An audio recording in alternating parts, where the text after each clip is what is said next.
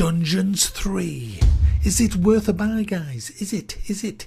Let's read the words of the developer. At last, the Dungeon Lord has successfully united the forces of evil and established his dark empire. Time for the next step in his most diabolical quest.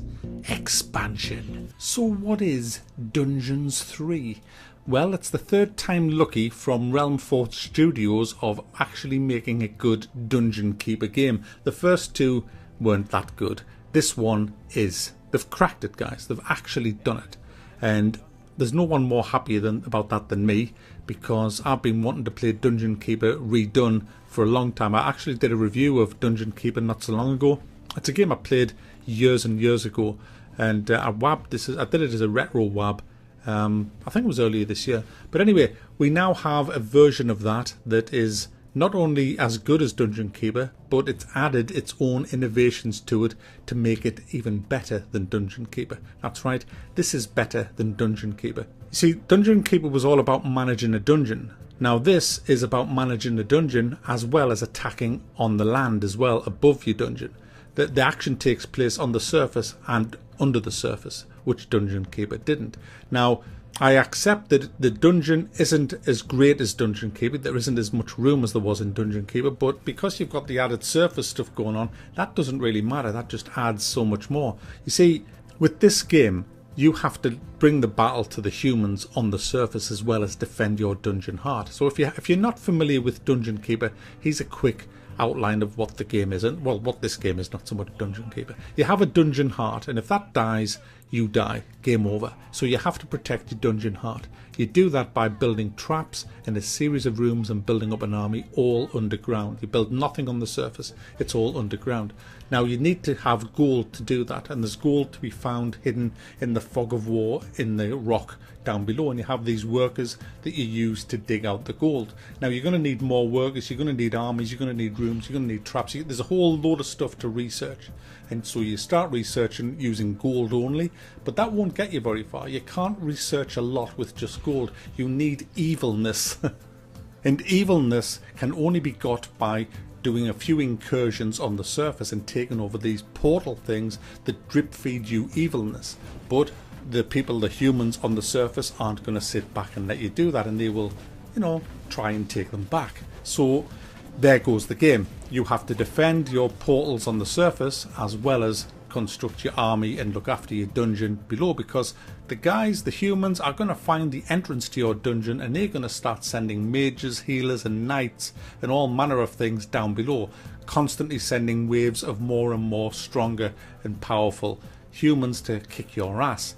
So you have to get your traps together. You have to build a load of traps, even maze them if you. It's not like tower defense game. Don't think it's tower defense. It's not. There's a few traps in there, but a lot of it is combat between your armies and their armies, and you have to be careful with that. You've got to have the right balance of your armies. You've got to have some good range attacks. You've got to have healers. You've got to have tanks if you like, good DPSs, and you've got to level them all up. So that means you've got to protect them. So you build rooms like a sleeping quarters, and the bigger the sleeping quarters, the more people you can hire. But to hire them, you need to research that, and research is the name of the game, and it becomes more expensive every time you research the same thing. So you need a lot of gold, and to do that, you've got to dig deep into the earth, and there's all kinds of stuff in the earth. There's giant worms that you can find that are lethal. There's other hidden rooms that you'll come across that might have heroes in that don't like you, and so there's a lot of like booby traps to uncover down below as well. Now these are just the basics of the game. You have a campaign on top of this, which is story driven, and I must admit, guys, the story is great. It's really good, and it's narrated by the guy who did the Stanley Parable, and the script is hilarious. It is really funny. The banter between the narrator and the lead characters is so damn funny. I was laughing my tits off many a time, guys. From the depths arose a pulsating crystal filled with the magic-savvy evil's power. A dungeon heart. Not to be confused with those dungeon hearts from other games. We don't want to be sued again. So you have this story of you control this Talia, who's like your hero.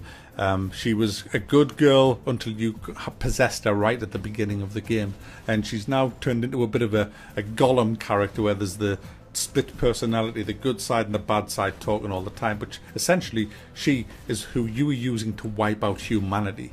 And she sometimes keeps getting the conscience, which is quite funny as well. And so that's the story going on. There's 11 missions, and I'm only on to about the 5th or 6th one, and they're taking about an hour, easily an hour. But I've played this for 9 hours, so some are taking longer than that. I've also played co-op as well, because you can play the entire campaign in co-op, guys, which is just great. You can do the whole campaign in co-op, but if you're not satisfied with that, there's a skirmish mode, which again is either single player or co-op, and it has random generated dungeons. You have total control over the game. You can either have a lot of resources at the beginning, a few resources, you've got different difficulty levels, you can decide how many secret areas is going to be in your dungeon, is there going to be nasty surprises. You can tailor the game to anything that you want. So there's just hours and hours and hours worth of fun in this. There's even a multiplayer mode, like a versus multiplayer side to this as well. So you're getting a shit ton of game for your money here, and it is so well done, guys. The way that you seamlessly go from the dungeon to the surface is just great. You've got 2 mini maps on your screen. At the bottom left you've got the surface map, at the bottom right you've got your dungeon map. You simply click on one of them and it takes you straight to the surface, or straight back down to the down below. And the surface is a load different. It's all nice, pleasant and green lands, and there's different things to take over and attack. That's where your objectives are on the surface, and you have to kind of get the objectives done reasonably fast, because the longer you keep the humans in power, the harder it's going to be in the long run. So you're not massively pressured like on a timer or anything. You can take your time a bit, but it is in your interests to kind of get going. It has a full tutorial, so if this looks complicated, the tutorial's pretty much okay. It's not the best tutorial, but it gets you started on the actual game. But there's probably loads of online tutorials anyway. It isn't that hard. Once you've played it an hour, you've kind of got the full gist of what's going on, and then the fun just oozes out after that. It is just so damn fun to play. The whole diversity of your units just adds. You've got ranged units, healers, tanks, you've got DPS, and you have to build your army up of a lot of these different things. You can even build a cemetery underneath the ground in your dungeon, and anytime the enemy die, your little imps drag their bodies off and just leave them in your graveyard, and they rise up as zombies and fight for you. You can build rooms that also level up your guys, because keeping your guys safe is essential, because they gain XP and they level up, and you need to get them leveled up, because if you don't level them up you will die, because the enemy are leveling up as well, and you'll just find it's a total mismatch if your guys aren't strong enough. So you've got to have a lot of management, and you've got to be careful when you're fighting. Don't just be silly with your troops. You've got to look after them so that they can continue to level up. And the rooms that you build are very much dungeon keeper rooms. You've got your place where they sleep. You've got to build the chicken coop where they can eat. You've got to build a workshop. You build a tinker's yard where they make all these little boxes, and each little box can be a trap, and then you unlock the different traps, and you tell your imps to put a spike trap there, a wall trap there, a spinny mace trap, and then you've got to build them all, and the imps take them there, and everything is done. Nothing just appears. It's all done with your little workers doing everything, digging stuff out. It's so well animated. The sound is great, and like I said, the voices is good as well, and the music's good. The only downside I've found on this game is some of the pathfinding leaves a lot to be desired on the surface. It doesn't impact on the game much. I've lost one unit, I think, because I had the whole group selected. I told them to go back down to the dungeon, and one of them got snagged on a corner and he died. That's my only gripe really I've had with the game. The game is great. It's just my type of game. It's not like a full-blown RTS. It's not a tower defense. It is Dungeon Keeper with bells on.